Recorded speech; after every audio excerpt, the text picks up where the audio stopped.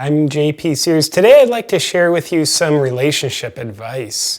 A relationship can be the most horrendous, frustrating, anger-provoking experience, or a relationship can be the most beautiful, joyful experience.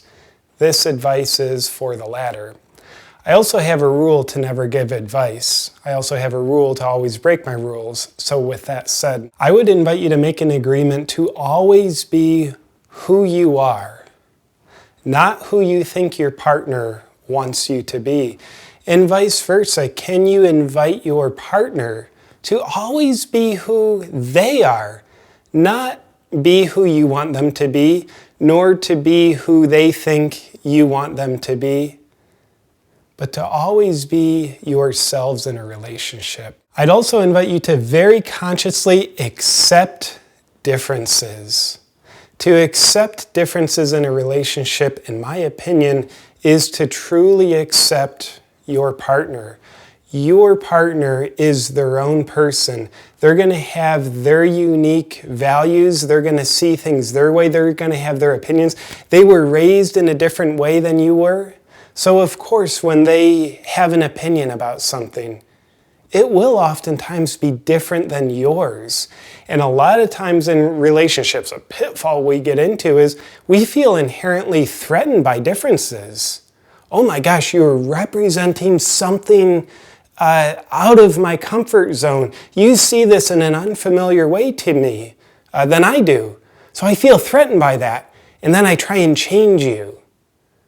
And nobody likes to be changed. When someone's trying to change us, we inherently want to fight that, and therefore, we get fought. So I would dare say, if we can accept differences, rather than seeing differences as a bad, threatening thing, we become closer in our relationship. Does my hair look okay? Looks kind of crappy, doesn't it? Everybody's going to hate me. The next piece of advice is, would you be willing to have a solid, committed relationship with yourself? If you aren't a solid, whole person with your sense of self, then you'll probably be like me in many of my past relationships, where you look to your partner as the source or the raw materials to try and complete yourself, where you come to the table of the relationship with the unconscious mentality, or maybe even conscious mentality, that says, I'm nothing without you. I need you in order to complete me. And while that's very poetic, Romeo and Juliet, fairy tale language, beyond the beginning of a relationship, that is absolute poison. Do I sound pretty opinionated on that? If I need you to complete me, then I'm like a half a person in a relationship. And half a person times half a person equals a quarter of a person. We become diminished in this relationship. And can you also speak the language of feeling? Feelings are the language of our heart, and of course the heart is the lifeblood in a relationship. Whatever the feelings are that you have in your heart, they are aspects of a language that your relationship needs, or else the blood will be progressively drained out. We all know that communication in a relationship is really important. But let's take that one step further. What are we communicating? If we're always communicating just our thoughts, our opinions, our judgments, then my experience actually is we then need to find things in the relationship to get angry about. We'll just become so annoyed with each other. Why would we do that? So that we can feel something in the relationship.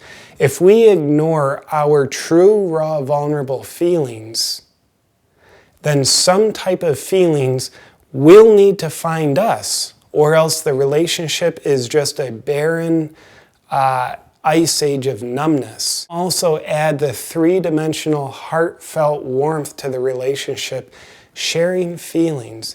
Here are my feelings right now, and I have 2 ears. I'd love to hear what your feelings are right now. Another piece of advice that I'd invite you to consider is the 80-20 rule of interdependence ratioed with codependence. Now, this is a rule that comes from a very wise man named John McMullen, and it says if we can 80% of the time be interdependent, that is, I'm meeting my own needs through my solid relationship with myself. I'm being responsible for how I feel, what makes me happy in life, what makes me unhappy in life, how I feel motivated, how I feel deflated. I'm taking responsibility for that 80% of the time. I'm interdependent. That leaves 20% of the time to be codependent with each other, meaning 20% of the time I'm going to make you responsible for how I feel. The smile I wear, I'm going to blame you for it. And the frown I wear, well, I'm going to blame you for that too. Many relationships are absolutely out of proportion where they are at least 80% codependent. It is very unconsciously shaming to be set up in a corner where we can't possibly win. The corner of, you need to make me happy. We could probably agree there is only one person on this earth who can make you happy.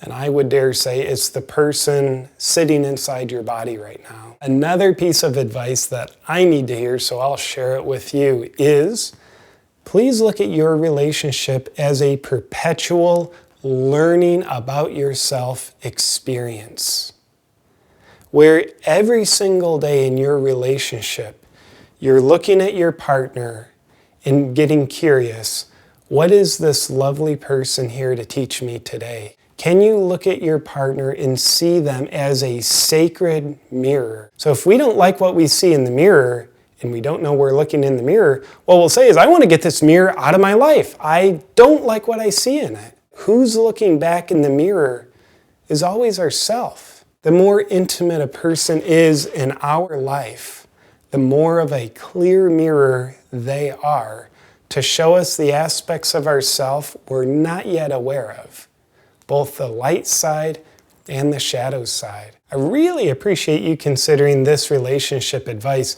More importantly than what I have to say to you about relationships is what you have to say to you about relationships.